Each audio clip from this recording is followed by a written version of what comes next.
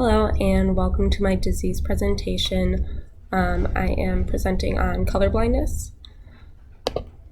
Color blindness is the reduced ability to distinguish between certain colors. It is due to a congenital lack of one or more cone pigments. It is also inherited as an X-linked condition, which means it is more common in males than it is in females because males only have one X chromosome. Color blindness can also happen because of damage to your eye or to your brain, and because it is more common in males and females, about 8 to 10% of males have some type of color blindness. Symptoms. The main symptom of color blindness is not seeing colors the way most people do. If you're colorblind, you may have trouble seeing the difference between certain colors, how bright certain colors are, or the different shades of colors. Symptoms of color blindness are often so mild that most people may not even notice them. And since we get used to the way that we see colors, many people with color blindness don't know they have it. People with very serious cases of color blindness may also have other symptoms as well, such as quick side-to-side eye movement, as well as sensitivity to light.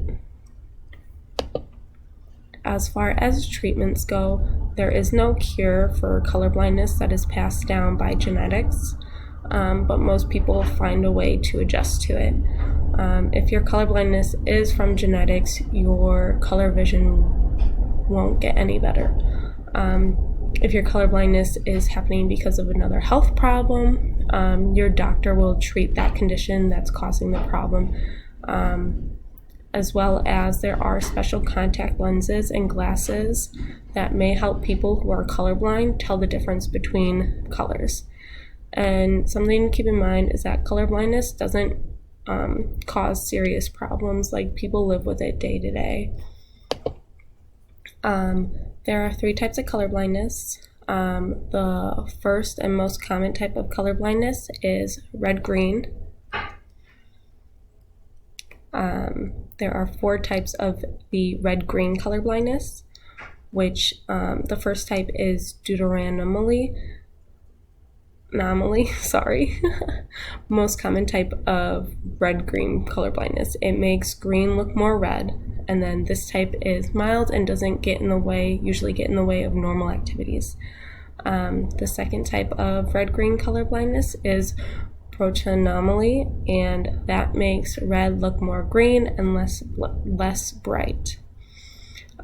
This type is mild and usually doesn't get in the way of normal activities.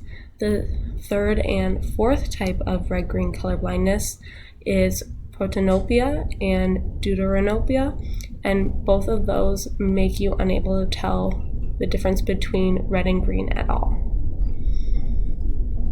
The second type of color blindness is blue-yellow color blindness.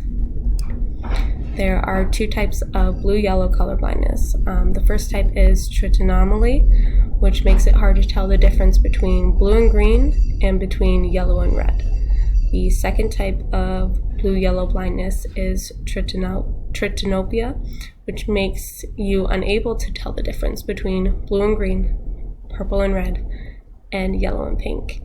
It also makes the colors look less bright. The third type of color blindness is complete color blindness. If you have complete color blindness, you can't see any colors at all. This is also called monochromacy, and it's very uncommon. Depending on the type, you may also have trouble seeing clearly, and you may be more sensitive to the light.